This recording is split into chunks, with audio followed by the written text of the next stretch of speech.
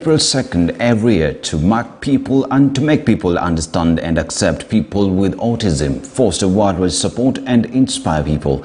It is a day that spreads kindness and autism awareness. Our health reporter is following up on how this is unfolding here in Kenya. Good morning, Chebet. Where are you and how are we marking this day in Kenya?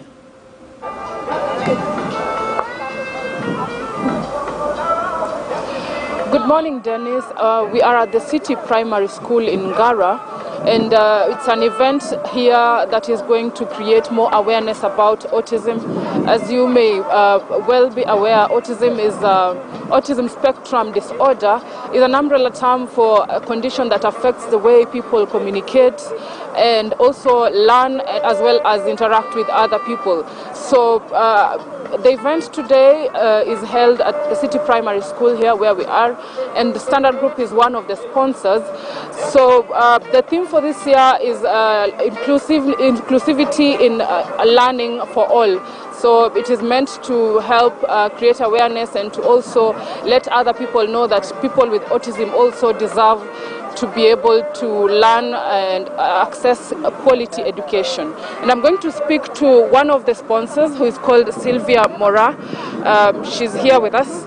Good morning, Sylvia. Hi, good morning. How are you? Good. I'm fine. Thank you for sponsoring this event. I'd like to ask you about the theme for this year. What is this event about, and what is the theme specifically about?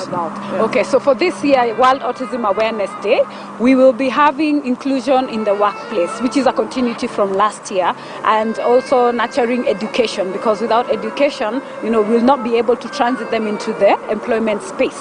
So, and that's why you'll find, apart from the awareness, because you'll see in the African culture and the African space, there is a lot of stigma surrounding disability, and especially for the invisible disability where it's not normal to the eye, and the behaviors that come along with autism. We find that people are stigmatized and branded other things like being stupid because they have learning difficulties, and of course you'll have the cognitive issues that they have, and you will find that with this the parents opt to lock up their children. So we're encouraging them. We have very many children with autism here, and we had the medical camp because some of the challenges that you find, there is a lot of medical support that comes with autism because they require therapy, occupational therapy, and here in Kenya we have registration with the National Council so that they can get the benefits, and it's a process that's not very easy. So what we've done for this event, we've brought the services to them so that it's easier. For autism you need more than one doctor to assess, while other disabilities you only need one medical report, which is a very tedious process considering our children cannot sit still for very long.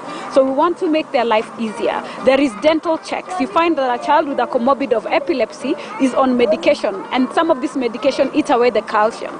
And we can't afford to go to the dental all the time. So we've also brought up the dental service for them, and general body checks. How often do we go as Kenyans to have our body checks, So we just want the children to be healthy. And apart from that, all the proceeds we're having from the ride, other than awareness, is so that we can set up therapy units. We want therapy to be part of, the same way you have PE as a lesson, we want therapy to be part of the lessons, because without therapy the child cannot settle in class because of hyperactivity. Thank you so much, Silva. Dennis, we also have our corporate affairs manager, Naomi Chebet, who is also going to speak to us about the role of Standard Group in the event today. Karibu sana, Naomi. Talk to us about how SG is sponsoring this event today. Yeah, this is a great day today for us as Standard Group, and mainly because we are advocating for issues around people living with disabilities, and that is anchored in our CSR. So today we are glad to join Sylvia and Andy Speaks in this occasion to celebrate World Autism Day, and our main role as a media partner is to ensure that we are creating awareness and advocacy. So you realize that some of the issues that are surrounding people living with autism, they are not highlighted out there. So for us is to ensure that we are utilizing our platforms to give out the correct information, to educate, and also to link up families and caregivers to the right providers. Like today, we've been able to publicize this event and also to call for action to ensure that people are bringing their kids, they're bringing the caregivers to ensure that they're benefiting from these services. So this is an ongoing thing. we'll be able to, for the whole month of April, we are working with Andy Speaks and other stakeholders to ensure that we are highlighting issues around autism and also ensuring that we are pushing policies that will end up supporting issues not just for people living with autism, but people living with disabilities in general. So this is issues around education, health, and just ensuring that they're integrated in the community. All right. Thank you so much, Naomi.